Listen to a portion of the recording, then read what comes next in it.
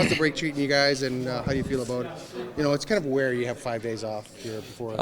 Yeah, I think it was great for us as a group. I think we had a lot of guys that were nagging a couple injuries.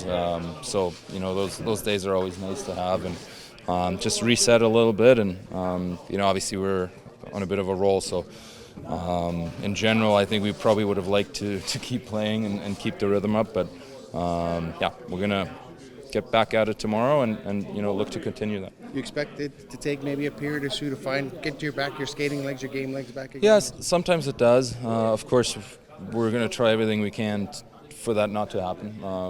Carolina starts really well, and obviously a tough team to play against. So we got to make sure that we're ready to go. What is it about the Hurricanes? I mean, they've had a couple really good regular seasons. I know they haven't gone super deep, but they just seem to be kind of a polished, relentless team.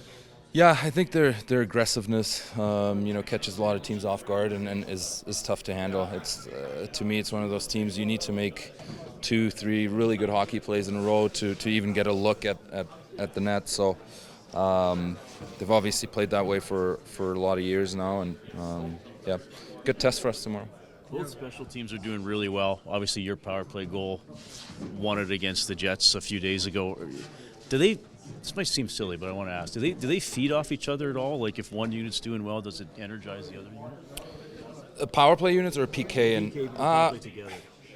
Yeah, I mean, I think you want both of them to obviously be clicking and doing well. I think our PK guys have actually done an incredible job the last couple of games, and those kills are just as big as scoring one on the power play or scoring 5-on-5. So the guys that have been on there have done a great job. 3 full practices. The coach just trying to find ways to keep it somewhat interesting and do some different stuff out there. Like, how'd you find the 3 full days? Yeah, it's different. You don't get a lot of those in season, but yeah, it was good. It was good practices, good sweats, and yeah, it's good. You look at this homestand here. You got 6 games in the next 2 weeks. Do you feel like this is your chance to kind of make a real good move up the standings? Yeah, for sure. We still got some work to do to at least get to 500 hockey.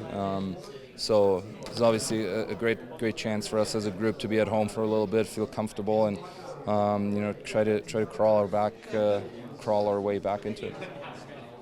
Can I ask about a lot of the defensemen have talked how Paul Coffey's really emphasized just making plays more, moving the puck, playing within them, and we've seen more puck movement. Do you notice that as a forward? Has it been a noticeable difference from your vantage point? Yeah, certainly. I think our D have been a lot more active, a lot more. I don't want to say offensively minded, but there's a lot more plays made, maybe.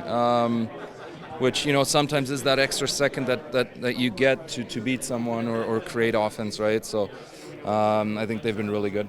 You talked a lot about how early on in the year the individual glaring errors were hurting the team, and they've talked about how Paul really wants to reduce the risk. Have you noticed that then? There's less risky plays, thus you guys aren't necessarily chasing as much. Yeah, for sure, yeah. I think our D have done a better job of realizing when to maybe pull out of a pinch situation or when to pull out of, situations where there could be danger heading towards our end. So they've done a great job of adjusting that, and yeah, they've been really good. Really noticeable how many fewer odd man rushes you're giving up to, Leon. Is that part of that, where that comes from? Yeah, for sure, and that goes on our forwards as well, right? For us, it's the track and the reload that's really important, that makes our D feel comfortable in playing aggressive. So our forwards have done a lot better job in that regard as well.